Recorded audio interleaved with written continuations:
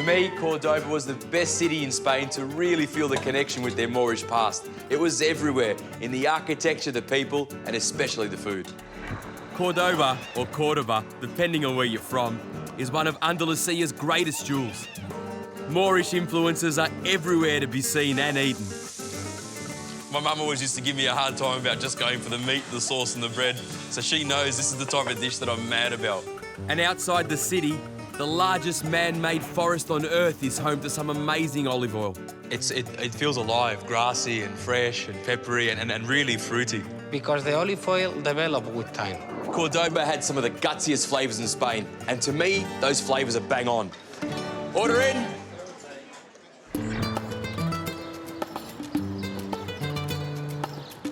Under Moorish rule, Cordoba was the western capital of the Islamic Empire. Back in the 10th century, Cordoba was one of the most opulent and sophisticated places in the world. While Londoners were living in mud huts and Paris was boasting about its 40,000 inhabitants, Cordoba was home to almost 500,000 people. It had paved streets, street lighting, and was a mecca for scholars from all around the world. Located in roughly the centre of Andalusia, I'm going to explore as much of Cordoba as I can before heading out of town to a region known as Priego de Cordoba.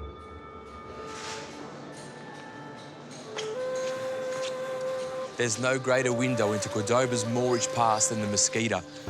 This place held over 10,000 worshippers and took 200 years to build. The Mesquita was the second largest mosque on the planet. When the Christians reclaimed Andalusia, they built a cathedral smack bang in the middle of the mosque.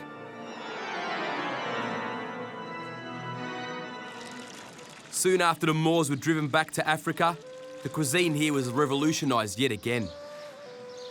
Columbus set sail not far from here, and Andalusia was the first place in Europe to try exotic new foods brought back from the Americas. If Cordoba was to have a national dish, it'd probably be salmorejo. It's kind of like a gazpacho, but only a little bit thicker.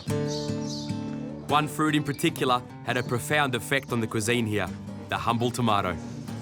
Hi. Hey. Hi, nice to meet you. Antonio Ramos. Hi, Antonio. Sí, el chef Matías Vega. The Brotherhood of Salmorejo are a group who are passionate about this tomato-based soup. All right, so why is everybody so passionate about salmorejo? What's the big deal? It's just the cold soup, isn't it? Es muy bueno.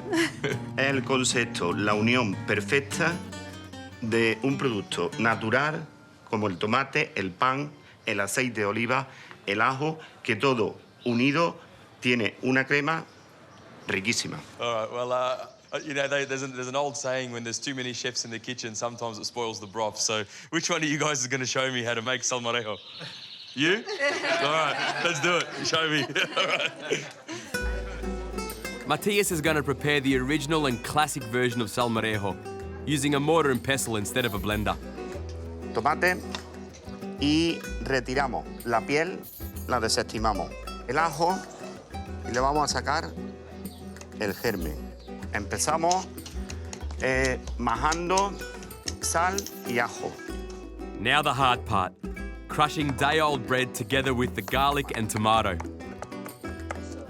Cuanto más se trabaje, nos sale más fina, con más textura. I think such a simple dish with only so few ingredients, it's really important that every ingredient has its best quality. It's got great tomatoes, great garlic, really nice bread, and the most important thing, good olive oil.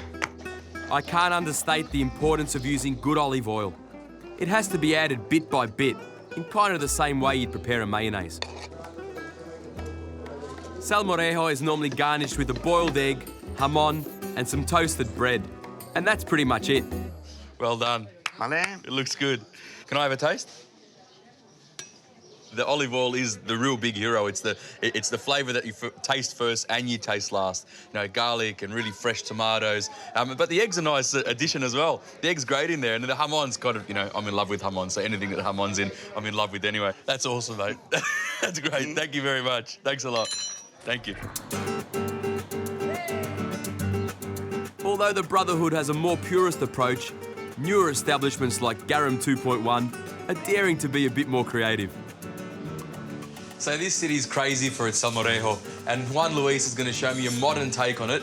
It's nice to be back in a real kitchen. I was missing stainless steel, so show me what you've got. Nosotros hemos hecho una versión moderna, ¿vale? Y es muy sencillo. El salmorejo es un plato fácil. Necesitamos tomates rojos, red tomato, and it's very important. The 4 key ingredients are there: tomato, garlic, olive oil and bread. But Juan Luis has refined the basic recipe with a few new additions. The first of which is sherry. Wow. Yeah, it's got a really big sort of alcohol nose to it. You can almost feel the alcohol going up into the back of your nose, but then it's a little bit sweet as well. That'll be a really nice addition to that. ¿Vale? Lo tenemos licuado ya casi y ahora le vamos a dar textura con un poquito de pan. Pan del día anterior. Juan Luis blends the hell out of it for about 5 minutes. Mira qué textura tiene Shane, ¿ves? Buscamos que tenga una textura muy cremosa. Lo que hacemos a continuación, para reforzar el sabor en boca del amontillado, hemos hecho una gelatina. Gelatina con colas de pescado, como tú sabes, ¿vale? Y vino amontillado, simplemente. Along with the sherry jelly, it's topped with sliced apple. Este es nuestro salmorejo amontillado. That looks good. Espero que te guste cuando lo pruebes. That looks good, mate. I want to get stuck into it now. I want to have a taste. The apple's a really good addition. It's because there's not much other textures going on in the dish. It's pureed, it's smooth. Then you get that jelly, which is kind of, it's the same texture, but it melts in your mouth with the olive oil, and then the crunch of the apples are really, mate. Thank you very much. I like it. That's a good one. I think there's a few things in there that I might steal. Just give me a couple of ideas for some dishes. I like that. That's really good. To be honest, I've never really been a big fan of gazpacho, and I just thought salmorejo was the same thing but thicker. It was good seeing it from those two blokes today, because what I've realised that it's not. The salmorejo is a lot better. It's really creamy and there's lots going on. I think there's a couple of really good flavours in there that I can work with.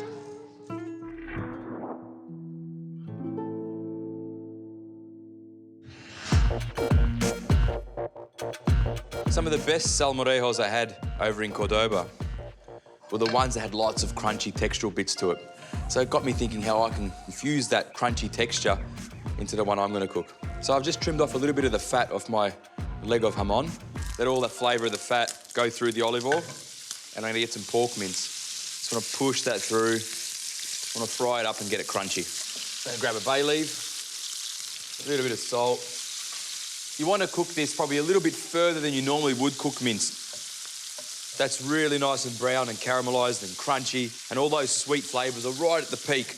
It's the perfect time to come out. I'm just draining that off in a little bit of paper. All the fat and oil in there is really beautiful, but I don't want it all through my dish. So I've got all the pieces of the puzzle. What I'm going to create is a bit of a salmorejo-style salad. The salmorejo we saw in Spain was exactly like this. It had lots of flavour, really thick, but I thought it could be lightened up a bit. So what I've done, just a little gas canister siphon. So I've put that in there, and what that's going to do is just going to aerate it. So now when you eat it, it's light and fluffy, but that's the last move. First move is to get this thing happening. I'm going to put a little bit of this almond puree down. It's going to act as my other little creamy component and also give me a bit of an anchor around the plate. Some little quail eggs that have been pickled, and quail eggs are all over Spanish tapas. I'll grab some of these little crunchy bits of pork, and they're going to give it texture one, but also a bit of that beautiful jamon fat. For some freshness, I've got some apple, got some little piece of turnip, just raw, sliced up, some of these baby radishes, pieces of frise lettuce, just a little yellow hearts. Now, the last thing I just want to dress that plate. So I've got a sherry vinegar reduction, and now for the last bit, just the salmorejo. There we go. Beautiful. You can see it's all alive and it's moving and it's really light in the middle. And what's great about it eating like this is that as you're moving around the dish and tasting it, you're getting a new experience with every spoon. Now, that's not the classic, but I'm pretty happy with how that's come out.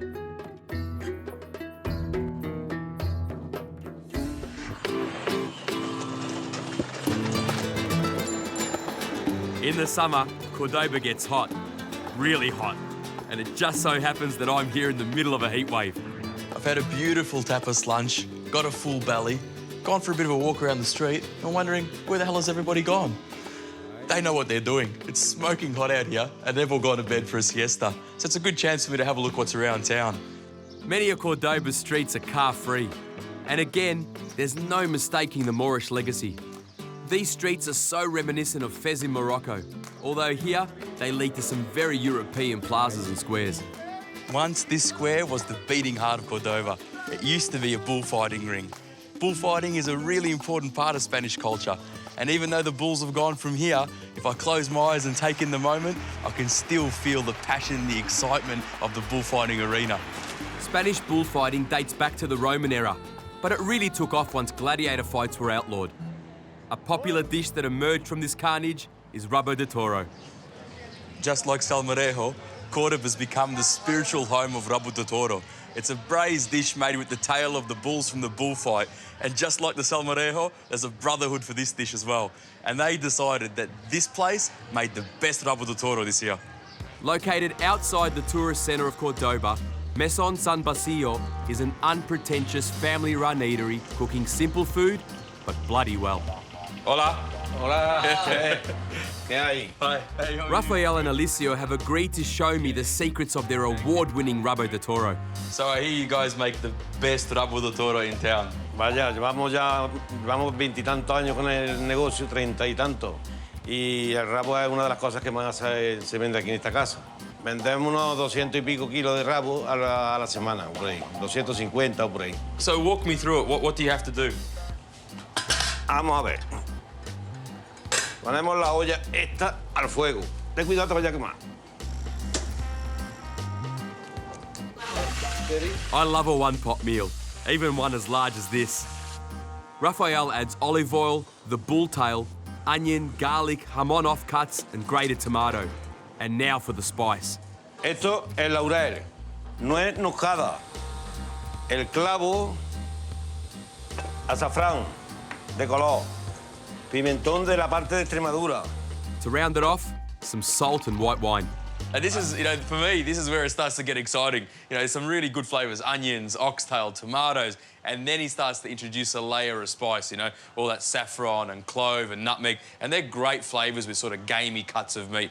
Pues te invito a que le des tú la vuelta, tú que estás fuerte, a darle la vuelta al rabo. You want me to do it? Tú que estás fuerte. I have to earn my keep. I don't want to wear it. Ahora, ya le estás cogiendo el tranquillo, ya le estás cogiendo el tranquillo. Pesa, ¿no? Pesa. Okay, it's heavy, I know. Pesa mucho. As I'm starting to move it around, I can start to smell like that smoky paprika. It's got a really big smell. Finally, Rafael covers it with water and the lid goes on the pressure cooker for about an hour. This is going to be an awesome dish. It's the flavours I love. Now, that's going to take an hour or so to cook, and the guys are telling me it's best the next day, like all these kinds of dishes. So I'm going to duck into the restaurant. They've got one that they've made yesterday. Going to cook it up for me, and I'm going to get stuck into it. Chef, Muy bien. thank you. Muchas gracias. Muchas gracias. Muchas gracias. Muchas gracias. All right, I'll see you soon. Vale.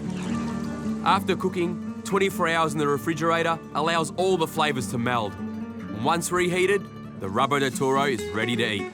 Hola. Hola. ¿Qué tal? Buenas noches. Un poquito de vino tinto para rabo de toro que le va a venir muy, muy bien. Espero que te guste. That looks great. Thank you very much. Thank you. Al ataque. All right, time to get stuck into it. Now, my mum always used to give me a hard time about just going for the meat, the sauce and the bread. So she knows this is the type of dish that I'm mad about. And you can really taste the flavours in there. You can taste that spice, the saffron and the cloves and the bay leaves. We've got this really nice sweetness that's coming from the meat and from the onions. This is a killer dish, and it's got me thinking straight away about what I'd like to do with it. I don't really want to change it too much. I don't really think it needs many garnishes. Maybe something on the side, maybe something a little bit more gamey. Maybe with kangaroo.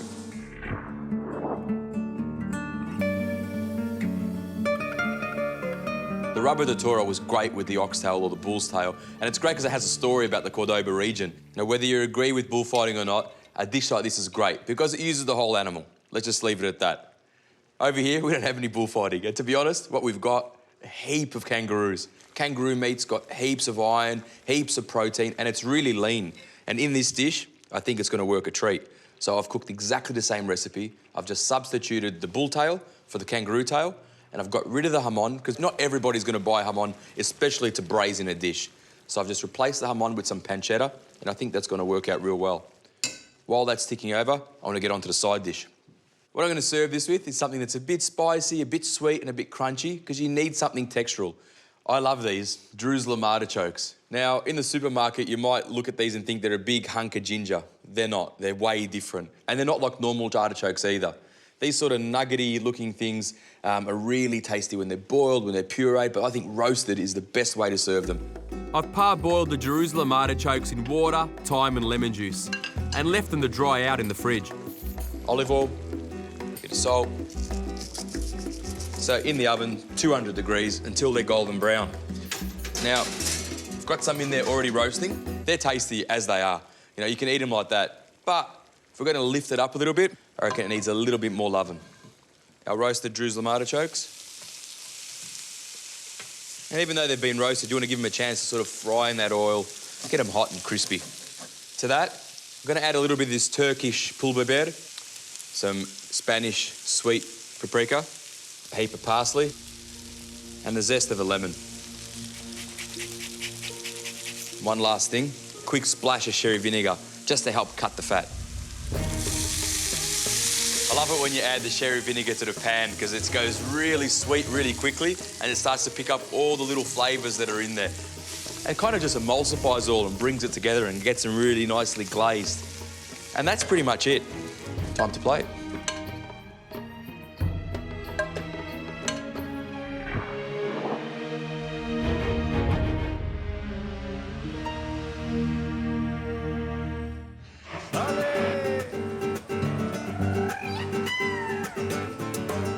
I've headed out of the city into the hills to a region known as Priego de Córdoba. One of Spain's greatest treasures is producing beautiful olive oil. Spain produces half the world's olive oil, and the fields these trees make up are the largest man-made forest in the world. Spain is the world's largest producer of olive oil. For many years, it was considered inferior to other oils, but that's all changed. And Matthew's company consistently takes out top prize as the best olive oil in the world. So how long have you been producing olive oil here? Actually, my grandfather started with the business after the Spanish Civil War in the 1940s. Yep. But actually, until the good quality oils, it has been produced in the past 15 years. Okay. So you produce over 10 million litres from these presses, but when does the season range from? When's the harvest? The problem is that we had to produce all the oil from November to May. And over 10 million litres come through these presses? Yeah, something like that. The pressing has all been done this year, and all the oil is stored in these enormous vats. That is a lot of olive oil. Yeah, because we have to store the oil for the whole year.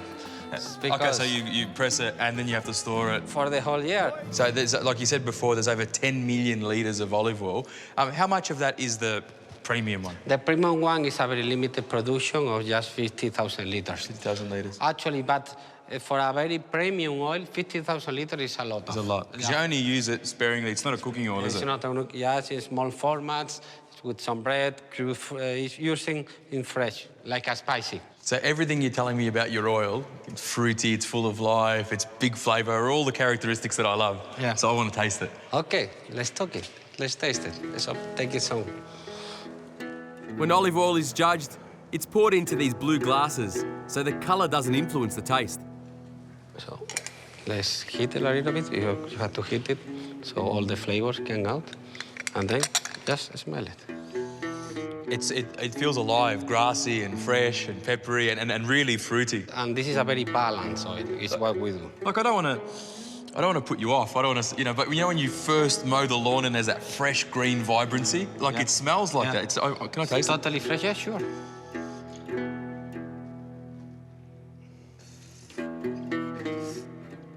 It is so alive.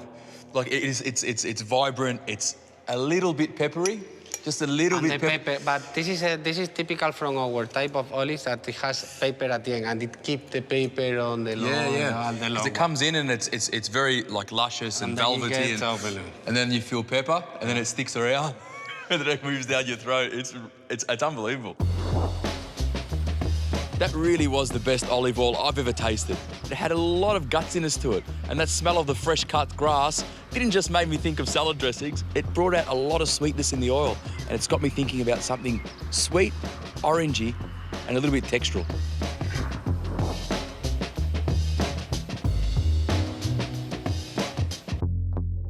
There's a reason why Spain produces the best olive oil, and it's got to do with quality. I wanted to do a dish that picks up on the natural, beautiful flavours of this oil and showcases it in a way that you might not be expecting. So what I'm going to do is make an olive oil sorbet, 6 egg yolks. Just going to whisk those up, 1 vanilla pod, then start raining in 1 cup of sugar, a cup of cream, 3 cups of full cream milk. And this is where the olive oil becomes the star of the dish. It needs to be really high quality, 60 mils of that beautiful olive oil. That part's done. Now all the hard work gets done by the ice cream machine. So the mix, straight in, and just turned on until that's churned.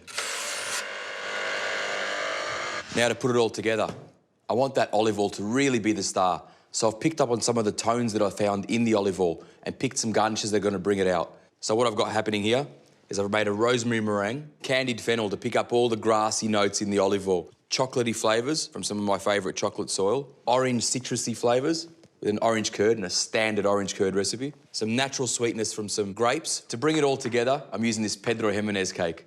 But this hasn't always been a Pedro Jimenez cake. I first cooked this back in Morocco, where it was a date cake with some citrus. And this is the thing I've learned the most through my spice journey, that things travel through different countries and end up somewhere where you wouldn't expect them, but they've always got some history.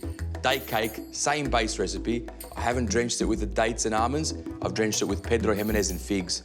And that's going to be the thing that really brings this dish together. So first thing, I need to get a slice of the cake. Oh, it's really gooey, really moist. And I don't want to overpower the olive oil. That has to be the hero. A little bit of my soil as the base so your ice cream or sorbet doesn't slide around. A nice big spoon of that olive oil ice cream and just some nice fresh grapes to pick up the freshness of the oil. Our fennel. A little piece of rosemary meringue. I don't want too much because this is sweet. And the last thing, I've got some fennel fronds here, just to pick up on that fresh grassy flavour, which was the overwhelming flavour in the oil. That's Spanish food. It's using great Spanish core ingredients and then just using other little things that are found all around the region to really pronounce and bring that core ingredient up to a new height.